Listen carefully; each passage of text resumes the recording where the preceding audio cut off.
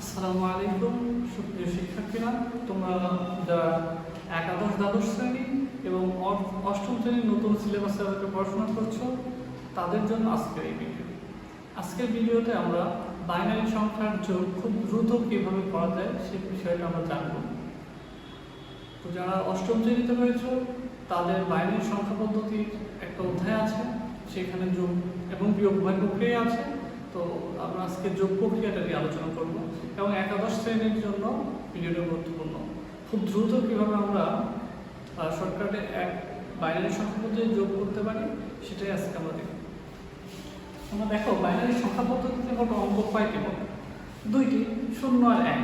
তো এই 0 আর 1কে যদি আমরা সাজাই সর্বোচ্চ কয়ভাবে আমরা যোগ বিয়োগ করতে পারি? দেখো, হয় 0 0 যোগ করতে পারি, না 0 এর সাথে 1 যোগ করতে পারি, কিংবা 1 আর 0 যোগ করতে পারি, কিংবা 1 আর 1 যোগ করতে পারি। অর্থাৎ দুইটি অঙ্ক নিয়ে যদি আমাকে যোগ করতে পারি তাহলে আমরা সর্বোচ্চ 1 2 3 4টা প্রপার্টিস পাবো। তো 4টা ওয়ে পাবো। তো এই 4টা যদি আমরা মনে রাখতে পারি যে আসলে 4টার ফলাফল কি, এবং তার সাথে আমি একটা নতুন করে অ্যাড করব এই বিষয়টা, যে যদি 3টা অ্যাড হয়ে যায়, যেমন 1 1 যোগ করলে এই যে ক্যারি বা যেটাকে আমরা বাংলা ভাষায় বলি হাতে রাখা, হাতে যেটা থাকে সেইটা যদি আমার ফলাফল চলে আসে তখন আমাদের ফলাফল যদি এরকম হয় যে 3টা অ্যাড হয়েছে, সেক্ষেত্রে আমরা কিভাবে সেই যোগফলটা বের করব। তো চলো আমরা এই মূল ভিডিওতে আসি। দেখো, 0 0 যোগ করলে স্বাভাবিকভাবে 0 হয়, 0 আর 1 যোগ করলে 1 হয়, 1 আর 0 যোগ করলে 1 হয়, সেটা আমরা কিন্তু জানি। তো দেখো, 1 আর 1 যোগ করলে দশমিক সংখ্যা পদ্ধতিতে কত হয়? 2।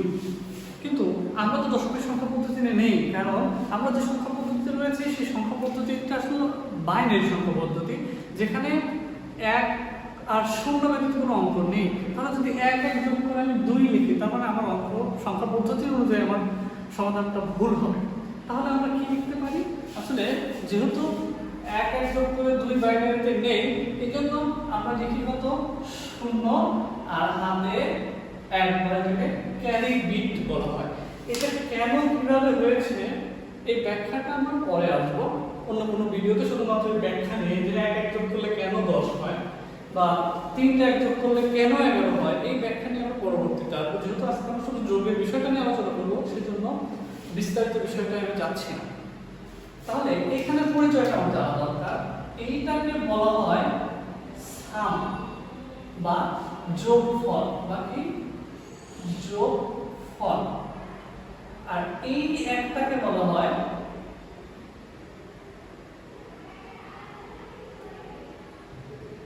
ক্যারি, বা আমরা যেটাকে বলি হাতে রাখা, বা হাতে রাখার যে অঙ্কটা আমরা রাখি, যেমন 7 আর 8 যোগ করলে 15 হয়, 15 5 বসাই আর 1 হাতে রাখি। তো এখানে বিষয়টা সেম, ওইটা দশমিক সংখ্যা পদ্ধতিতে ছিল, আর এটা আমরা আছি বাইনারি সংখ্যা পদ্ধতিতে। তাহলে আমরা এখন যেটুকু বুঝলাম যে 1 1 যোগ করলে 0 বসাতে হয় আর হাতে কত থাকে? 1। ঠিক সেম ভাবে 3টে 1 যোগ করলে বসাতে হয় 1, অর্থাৎ যোগফল 1 আর ক্যারি কত? 1। এইটা হলো ক্যারি বিট আর এইটা হলো কি সাম বিট। তো চলো আমরা এই 5টা জিনিস ব্যবহার করে কিভাবে কত দ্রুত অঙ্কটাকে সমাধান করতে পারি একটা উদাহরণ দিয়েছি আমি। দেখো, 1 আর 1, তার মানে সিচুয়েশনটা এমন, তাহলে 1 1 যোগ করলে কত? এই সামটা বসবে 0 আর এই ক্যারিটা আমার হাতে থাকবে, তো হাতের সংখ্যাটা কি হয়? বামের সংখ্যার সাথে বসে যায়। তাহলে আমরা মনে মনে এই 1 এখানে যোগ করব। যদি মনে মনে যোগ করি তাহলে দেখো সিচুয়েশনটা কি আসছে? 1 1 আর 0 তো এখানে কোনো দাম নেই, তাহলে 1 1 তার মানে কি? আমরা বলতেই পারি আবার সেম সিচুয়েশন যদি আসে তাহলে সাম 0 ক্যারি কত? 1, যেটা আমরা বামে অঙ্কের সাথে বসাই দেব।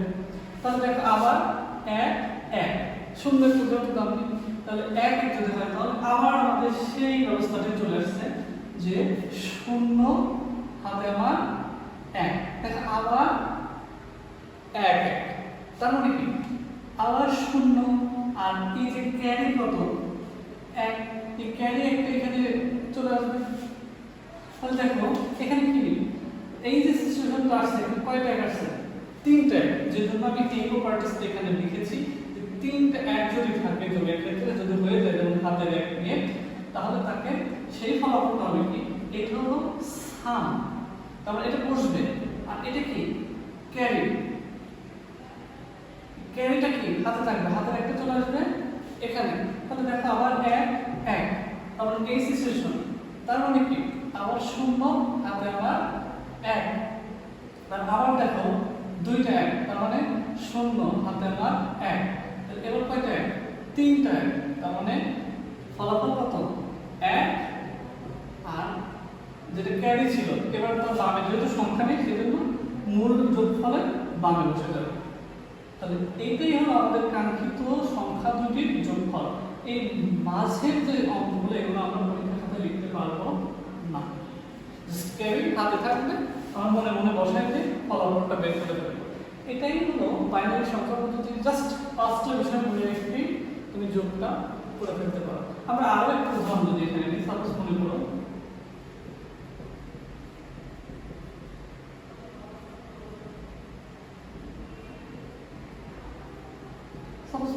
এই যোগটাই যদি আমরা করি, শূন্য এক আর শূন্য, ওয়ান জিরো, তাহলে ওয়ান জিরো কোনটা দেখো, এখানে শুধুমাত্র এটা কি সাম, যদি শুধুমাত্র সাম হয় তাহলে ওয়ান আর জিরো সাম কত ওয়ান।